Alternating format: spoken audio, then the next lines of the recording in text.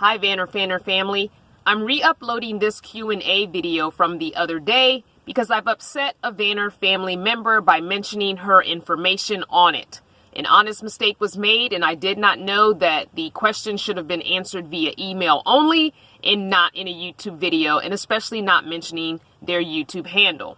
I apologize and I have deleted the other video. This video was a good Q&A.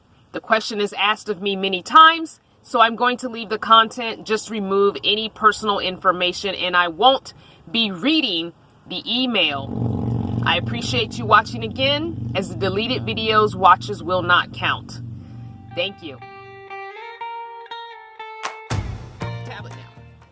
So basically, the question is, how are Black women treated in the Nomad community? And how do other Black women treat each other, and how do Black men treat Black women within the Nomad community? And I'm sorry, but it's warm, so I need this door open, so we're gonna have to kind of work it out. I will try and project my voice into the camera.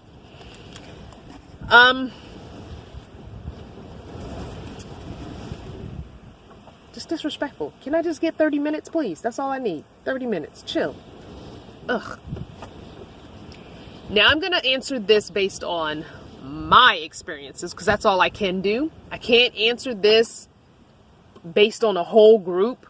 One Black person can't speak for all Black people because all of our experiences are different, but yet they are all the Black experience, but they're all different. So, as far as how Black women in general, in my opinion, are treated in the Nomad community, we are treated okay. Just okay.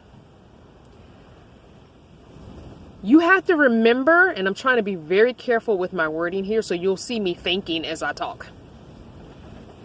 You have to remember that people's prejudices and biases and attitudes and thoughts and upbringing and mental health issues and physical issues and all kinds of stereotypes come with them when they live the van life. So it is no different than moving to a new city or country or town or state. You don't know how you're going to be treated until you get there and you're treated how you're treated. I cannot really expand on that because it's very different. I have gone places and I have been welcomed receptively, just welcomed and hugged, and appreciate you coming out and being bold enough to do so amongst all us white people type thing. I have gone and camped places and have been given the side eye stank eye, like, what you doing here? N-word. You know what I'm saying? So I've got both extremes and a little bit in the middle from the white people in the Nomad community. Now, for the most part, other Black women, and I say for the most part because I've gotten the stink eye from other Black women, but for the most part, in general, other Black women living the Nomad lifestyle or coming to a event flock together. We tend to be like, yes, another sister, yes, another Black person, thank you so much. Because we're like, breathe that sigh of relief. I'm not the only one. Okay, good. I can do this. I'm going to go talk to her or him and see where their head is at. And if we kind of vibe, then, we can camp together, or we can, maybe we can park next to each other, or maybe I'll go visit them while I'm at this function, this event, or this campground or whatever. So, but I've also gotten the whole, you know what I'm saying, situation from other Black women at campsites, on BLM land, at functions. And so you kind of get a vibe. I mean, you trust your gut. You'd be like, oh, that's how it is. All right, sister, I see you. Do your thing and keep it moving. Unfortunately, in the Black community, Black women see each other as a threat, which you would think in Nomad life, how am I threatening you by being another Black person at this in this area at this function. Like, how is that threatening to you? But I know my channel, so I have to look at it differently because I'm also a YouTuber. So there's a little extra box that I'm checking, not just female nomad, not just black female nomad, not just black female solo nomad, but black female solo nomad YouTuber. So I got another box that I have to check because people might be standoffish with me because of videos they've seen or videos they've seen about me having never watched my channel. Now, I've had that happen before. Other people on other channels talking about me, and people who watch them never watched my channel having an attitude with me, not knowing me. So that's happened. That's interesting though, because I'm like, dang, you don't even really know me. So how you forming an opinion about me? You don't have no background on me whatsoever based on what your favorite YouTuber has said about me in the past. Alright. That's how you formulating intelligent thought and opinions? I don't really want nothing to do with you either then, if that's the case. So I have different I have a different opinion as a black woman in the Nomad community because of that YouTube box that I check, because people assume they know you based on watching your videos, and that's not necessarily true, even though I'm probably one of, and I'm not saying the, but I am one of the most honest YouTubers you're going to get in the Nomad community. There are a few of us, but I'm one of the most honest ones you're going to get. My videos are not overly produced and TV ready films. I'm not dressing half naked and showing my backside and my butt cheeks and bikinis. You know what I'm saying? Like, I'm not putting on a production to allure sponsors and money. It would be nice to get that, but if I can't get it based on me and myself, my personality, my honest me, without being fake, then I probably don't want it. My opinion. Back to the question. Men. So nomad men. I haven't met many full-time black nomad men, but I have met some weekend warriors, and I've met some part-timers. They tend to be more accepting of a black woman nomad than a black woman, believe it or not. Usually black men don't really stick up for their sisters. I shouldn't say usually. A great deal of black men don't stick up for their sisters. And I've had that situation happen. Nothing. But anyway, so yeah. So the black men I've met who either part-time it or weekend warrior it or full-time it in van life tend to be receptive of black women living the lifestyle as well. Now, I haven't had the experience, or at least maybe I didn't read the signals right, but I have not had the experience of a black man trying to holler at me, trying to throw game, trying to hit on me, for those that don't know the slang. They tend to they have questions. They want to ask you about it. Sometimes they want to peek in your rig and see how you set yours up. But I have not had one try to hit on me, at a function or at a campground, or to be honest with you, I've only met them at events. I have never run across a black nomad just parking on BLM land. So that's interesting. So maybe they tend to just come to events and kind of steer clear of just regular camping. I don't know.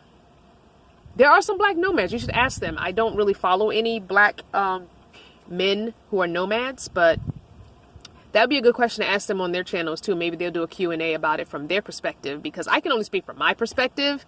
As a female van dweller, as a black female van dweller, as a black female solo van dweller, as a black female solo van dweller YouTuber. Those are the only perspectives I can give you in my almost 4 years of living in this van. Now, I did have someone tell me that they thought that I really didn't do this full time and that I just shot video out of this van and I didn't really live the lifestyle. So that was a little bit upsetting because I'm like, really? Like, who would do that? But apparently somebody has done that in the past. So I'm like, wow, people really doing that? People really faking the lifestyle? No, I really live out here. I wish I could do more traveling, but maybe that would kind of show people that I really am living this lifestyle full time since August 27th of 2015 when I left my husband, second husband, or was-been, as the Braxton women say. My was-been, used to be husband. But I've lived in a vehicle ever since, except for the first 2 winters I stayed with someone.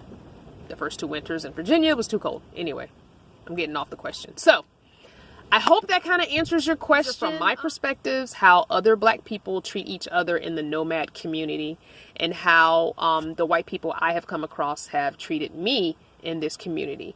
For the most part, it's been okay as far as white people and bringing me in because it's a predominantly white community. So I have a little tribe around me now where I've got 2 other black females, and at one point we had 5 of us in this area where I am now, but 2 are not full-time, and so they went back home. So now there's just the 3 of us.